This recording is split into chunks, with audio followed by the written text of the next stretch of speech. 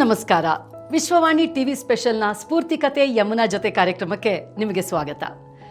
ಇವತ್ತು ನಾನು ನಿಮ್ಮೊಂದಿಗೆ ಹಂಚಿಕೊಳ್ಳುವ ವಿಷಯ, ಜೀವನದ ಪ್ರತಿಯೊಂದು ಹಂತವೂ ತನ್ನದೇ ಆದ ರೀತಿಯಲ್ಲಿ ಸುಂದರವಾಗಿರುತ್ತೆ. ನಾವು ಅದನ್ನು ಆನಂದಿಸಬೇಕು ಅಷ್ಟೇ. ಅಧಿಕೃತವಾಗಿ ನನಗೆ ಇವತ್ತು 50 ವರ್ಷ ಅಂತ ಹೇಳ್ತೀನಿ. ಯಾಕೆ ಅಂತಂದರೆ, ಕಳೆದ 1 ವರ್ಷದಿಂದ ಇನ್ನು 11 ತಿಂಗಳಲ್ಲಿ ನನಗೆ 50 ವರ್ಷ ಆಗುತ್ತೆ, ಇನ್ನು 10 ತಿಂಗಳಲ್ಲಿ ನನಗೆ 50 ವರ್ಷ ಆಗುತ್ತೆ ಅಂತ ಈ 50ನ ಹೇಳ್ಕೊಂಡೇ ಬರ್ತಾ ಇದ್ದೀನಿ. ಆದರೆ ಇವತ್ತು ನನಗೆ 50 ವರ್ಷ ತುಂಬಿದೆ ಅಂತ ಸಂತೋಷದಿಂದ ಹೇಳ್ತೀನಿ. ಮಹಿಳೆಯರ ವಯಸ್ಸನ್ನು ಎಂದಿಗೂ ಕೇಳಬೇಡಿ ಅಂತ ಹೇಳ್ತಾರೆ. ಆದರೆ ನಾನು ನನ್ನ ವಯಸ್ಸಿನ ಬಗ್ಗೆ ಸ್ವಯಂ ಪ್ರೇರಣೆಯಿಂದ ಮಾತನಾಡ್ತಾನೇ ಬಂದಿದ್ದೀನಿ. ಹಾಗೆ ಹೇಳೋದಕ್ಕೆ ಕಾರಣ, ನನ್ನ ವಯಸ್ಸಿನ ಬಗ್ಗೆ ಹೆಮ್ಮೆ ಪಡ್ತೀನಿ. ಯಾಕೆಂದರೆ ನನ್ನ ಶಕ್ತಿ, ನನ್ನ ಫಿಟ್ನೆಸ್, ನನ್ನ ಸಾಮರ್ಥ್ಯ, ನನ್ನ ಸಕಾರಾತ್ಮಕತೆ, ನನ್ನ ಉತ್ಪಾದಕತೆ ಮತ್ತು ನನ್ನ ಸೃಜನಶೀಲತೆ 20 ವರ್ಷದ ಯುವತಿಯದ್ದಾಗಿದೆ. ನಾನು ವಯಸ್ಸಾಗೋದನ್ನು ಸ್ವಾಭಾವಿಕವಾಗಿ ಪರಿಗಣಿಸ್ತೀನಿ.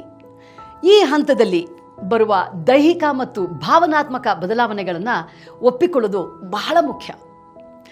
ನಮ್ಮ ಜೀವನ ಪ್ರಯಾಣದೊಂದಿಗೆ ಬರುವಂಥ ಅನುಭವ ಮತ್ತು ಬುದ್ಧಿವಂತಿಕೆಯನ್ನು ಆನಂದಿಸುವ ವಯಸ್ಸಿದು. ಈ ಹಂತದಲ್ಲಿ ನಾವು ತಿಳಿದಿರಬೇಕಾದಂಥ ಮತ್ತು ನಮ್ಮನ್ನು ನಾವು ಸಿದ್ಧಪಡಿಸ್ಕೊಳ್ಬೇಕಾದಂಥ ವಿಚಾರಗಳು, ಈ ವಯಸ್ಸಿನಲ್ಲಿ ನಮ್ಮ ಮಕ್ಕಳು ಕಾಲೇಜು ಅಥವಾ ಕೆಲಸಕ್ಕೆ ಅಂತ ಮನೆ ಬಿಟ್ಟು ದೇಶ ವಿದೇಶಕ್ಕೆ ಹೋಗ್ತಾ ಇರ್ತಾರೆ. ಹಾಗೆ ನಮ್ಮ ಹಿರಿಯರು ಈ ಪ್ರಪಂಚವನ್ನು ತೊರೆಯೋದನ್ನು ನಾವು ನೋಡ್ತಾ ಇರ್ತೀವಿ, ಅನುಭವಿಸ್ತಾ ಇರ್ತೀವಿ. ಮತ್ತು ನಾವು ನಮ್ಮ ಸ್ವಂತ ಆಸಕ್ತಿಗಳು, ವೃತ್ತಿ ಜೀವನಗಳಲ್ಲಿ ತೊಡಗಿಸಿಕೊಂಡಿಲ್ಲ ಅಂತ ಅಂದರೆ ನಾವು ಆಗಾಗ್ಗೆ ಒಂಟಿತನವನ್ನು ಅನುಭವಿಸ್ಬೇಕಾಗತ್ತೆ. ದೀನರ ಬಗ್ಗೆ ಹೆಚ್ಚು ಸಹಾನುಭೂತಿ ಹೊಂದಿ ಈ ಜಗತ್ತಿಗೆ ಪರಸ್ಪರ ಸಹಾಯ ಮಾಡೋಕ್ಕೆ ಹೆಚ್ಚಿನ ಜನರ ಅಗತ್ಯ ಇದೆ. ಮತ್ತು ನಮ್ಮ ತಾಯ್ತನದ ಜವಾಬ್ದಾರಿಗಳು ಕಡಿಮೆ ಆಗಿರೋದ್ರಿಂದ ನಮ್ಮ ಜೀವನದ ಈ ಹಂತ ಸಮಾಜ ಸೇವೆ ಮಾಡೋದಕ್ಕೆ ಬಹಳ ಉತ್ತಮವಾಗಿದೆ. ನನ್ನನ್ನು ಸಾಮಾನ್ಯವಾಗಿ ಕೇಳಲಾಗ್ತಾ ಇರುವಂತಹ ಪ್ರಶ್ನೆ, ನೀವು ನಿಮ್ಮ ಮೈಲಿಗಲ್ಲು ವಯಸ್ಸನ್ನು ತಲುಪ್ತಾ ಇದ್ದಂತೆ ನಿಮ್ಮ ಜೀವನದಲ್ಲಿ ಏನನ್ನಾದರೂ ಬದಲಾಯಿಸ್ಕೊಳ್ಳೋದಕ್ಕೆ ಯೋಜನೆ ಮಾಡಿದ್ದೀರಾ ಅಂತ. ಖಂಡಿತವಾಗಿಯೂ ಏನೂ ಇಲ್ಲ.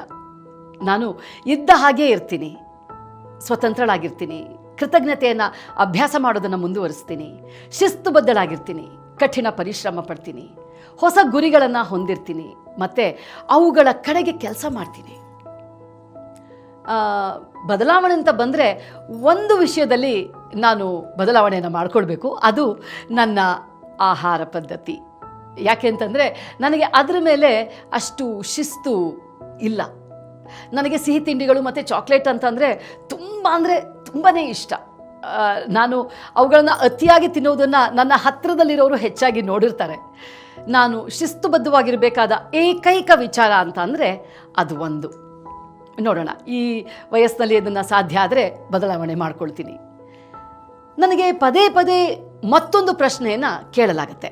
ಅದೇನು ಅಂತಂದರೆ, ನಿಮ್ಮ ಹೊಸ ಉದ್ಯಮಗಳು ಯಾವುದು, ನಿಮ್ಮ ಹೊಸ ಸವಾಲುಗಳೇನು, ನೀವು ಏನನ್ನು ಮಾಡಬೇಕು ಅಂತ ಯೋಜಿಸಿದ್ದೀರಾ?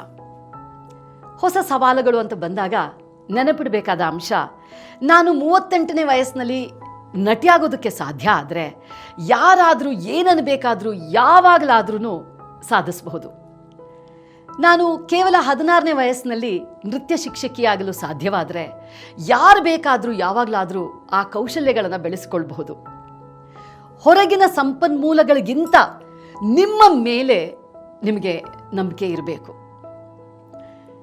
ನನ್ನ ಸಾಧನೆಗಳು, ನನ್ನ ಭಾರತೀಯ ರಾಷ್ಟ್ರೀಯ ಪ್ರಶಸ್ತಿ, 3 ಅಂತಾರಾಷ್ಟ್ರೀಯ ಪ್ರಶಸ್ತಿಗಳು, 3 ಕರ್ನಾಟಕ ರಾಜ್ಯ ಸರ್ಕಾರ ಪ್ರಶಸ್ತಿಗಳು, ಅನೇಕ ಮನ್ನಣೆಗಳು ಮತ್ತು ಸನ್ಮಾನಗಳು, 54 ಚಲನಚಿತ್ರಗಳು, 18 ಮೆಗಾ ಧಾರಾವಾಹಿಗಳು ನನ್ನನ್ನು ನನ್ನ ಪ್ರಶಸ್ತಿಗಳ ಮೇಲೆ ವಿಶ್ರಾಂತಿ ಪಡೆಯುವಂತೆ ಮಾಡಲಿಲ್ಲ. ನನಗೆ ಇದಕ್ಕಿಂತ ದೊಡ್ಡ ಸವಾಲು ಬೇಕು ಅನ್ನಿಸ್ತಾನೇ ಇತ್ತು. ಜೀವನಕ್ಕೆ ಮತ್ತೊಂದು ಅರ್ಥವನ್ನು ನೀಡುವಂಥ ಸವಾಲು, ಜೀವನದಲ್ಲಿ ನನಗೆ ಒಂದು ಉದ್ದೇಶ ಮತ್ತು ನಿರ್ದೇಶನವನ್ನು ನೀಡುವಂಥ ಸವಾಲು. ನಾನು ಸಾಧಿಸೋದಕ್ಕೆ ಹಲವು ಹೊಸ ಸವಾಲುಗಳಿವೆ. ನಾನು ಒಮ್ಮೆ ಸಾಧ್ಯವಿಲ್ಲ ಅಂತ ಭಾವಿಸಿದ ಪ್ರತಿಯೊಂದು ಕೆಲಸವನ್ನು ಮಾಡುವ ಗುರಿಯನ್ನು ನಾನೀಗ ಹೊಂದಿದ್ದೀನಿ.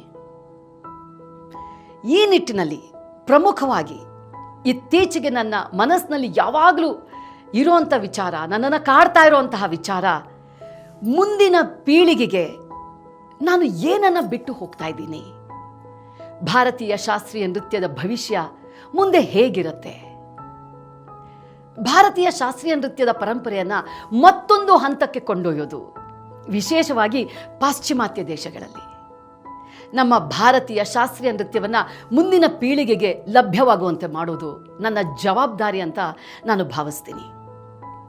ಅಮೆರಿಕಾದಲ್ಲಿ ಅಪರೂಪದ ಸಂಗತಿ ಅಂದರೆ ಭಾರತೀಯ ಶಾಸ್ತ್ರೀಯ ನೃತ್ಯ ರಂಗಪ್ರವೇಶದ ನಂತರವೂ ಅದನ್ನು ಸಂರಕ್ಷಿಸುವ ಮತ್ತು ಉತ್ತೇಜಿಸುವಲ್ಲಿ ಸಕ್ರಿಯವಾಗಿ ತೊಡಗಿಸಿಕೊಂಡು ಹೋಗೋದು. ಆ ಕಾರ್ಯವನ್ನು ಬಹಳ ಯಶಸ್ವಿಯಾಗಿ ಮಾಡಿಕೊಂಡು ಹೋಗ್ತಿರುವಂತಹ 100 ಅತ್ಯಂತ ಸಮರ್ಪಿತ ವಿದ್ಯಾರ್ಥಿಗಳಿಗೆ ಭರತನಾಟ್ಯ ತರಬೇತಿ ನೀಡಿರೋದು ನನ್ನ ಅದೃಷ್ಟ ಅಂತಲೇ ನಾನು ಭಾವಿಸ್ತೀನಿ. ನನ್ನ ಮುಂದಿನ ದೊಡ್ಡ ಹೆಜ್ಜೆ ನನ್ನ ಅತ್ಯಂತ ಪ್ರತಿಭಾನ್ವಿತ ಮತ್ತು ಸಮರ್ಪಿತ ವಿದ್ಯಾರ್ಥಿಗಳಿಗೆ ಮತ್ತಷ್ಟು ಉತ್ತೇಜನವನ್ನು ನೀಡೋದು, ಭಾರತೀಯ ಶಾಸ್ತ್ರೀಯ ನೃತ್ಯವನ್ನು ಮುಂದಿನ ಹಂತಕ್ಕೆ ತೆಗೆದುಕೊಂಡು ಹೋಗೋದು. ಮತ್ತೊಂದು ಪ್ರಶ್ನೆ, 50 ವರ್ಷವನ್ನು ನಾನು ಮುಟ್ತಾ ಇದ್ದ ಹಾಗೇನೆ ನನಗೆ ಮತ್ತೊಂದು ಪ್ರಶ್ನೆಯನ್ನು ಪದೇ ಪದೇ ಕೇಳಲಾಯಿತು. ನಿಮ್ಮ ನೈಸರ್ಗಿಕ ಸೌಂದರ್ಯ ಮತ್ತು ಆರೋಗ್ಯದ ರಹಸ್ಯ ಏನು? ನನ್ನ ತಾಯಿ ಮತ್ತು ಅಜ್ಜಿಯ ಮಾತನ್ನು ಕೇಳಿ ಅವರ ಮನೆಮದ್ದುಗಳನ್ನು ಅನುಸರಿಸಿದ್ದಕ್ಕೆ ನನಗೇನೆ ನನ್ನ ಮೇಲೆ ತುಂಬ ಸಂತೋಷ ಇದೆ. ನನಗೆ ಇನ್ನೂ ಬಿಳಿ ಕೂದಲು ಬಂದಿಲ್ಲ ಅಂದರೆ ಆ ಕ್ರೆಡಿಟ್ ಅವರಿಬ್ಬರಿಗೆ ಸಲ್ಲತ್ತೆ. ಮತ್ತು ನಾನು ಇಲ್ಲಿವರೆಗೆ ಯಾವುದೇ ಬ್ಯೂಟಿ ಪಾರ್ಲರ್ಗೆ ಹೋಗಿಲ್ಲ ಅಂತ ಬಹಳ ಹೆಮ್ಮೆಯಿಂದ ಹೇಳ್ಕೊಳ್ಳೋಕ್ಕೆ ಇಷ್ಟಪಡ್ತೀನಿ.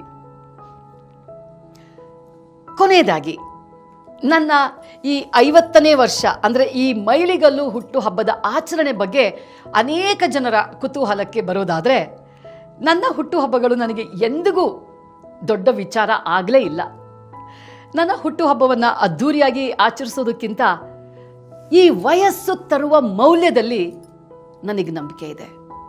ಪ್ರತಿ ವರ್ಷದಂತೆ ಈ ವರ್ಷವೂ ನನ್ನ ಹುಟ್ಟುಹಬ್ಬ ಸಾಮಾಜಿಕ ಚಟುವಟಿಕೆಗಳೊಂದಿಗೆ ಅರ್ಥಪೂರ್ಣವಾಗಿಯೇ ನಡೆಯುತ್ತೆ.